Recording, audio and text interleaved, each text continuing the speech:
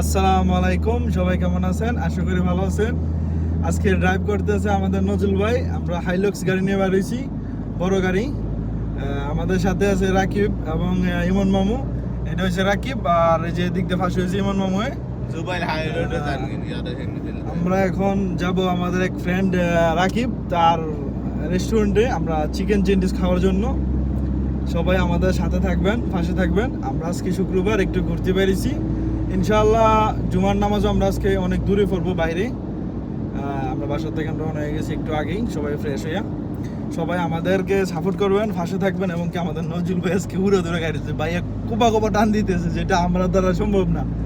ভাইয়া আপনি কিছু বলেন, আপনি কিছু বলার আছে? আমি সামনে সিটে দখল করছি, তার মানে আমি নুসপাম খাওয়াই দেবো রাকিবকে। আপনি জানেন এটা হলো আওয়ামী লীগের কাজ কারবার করছে আমার সাথে। যাক, আপনাদের এখানেই সমাপ্ত। পরবর্তী ভিডিও আপনাদেরকে বলা হবে কি আমরা কি করতেছি।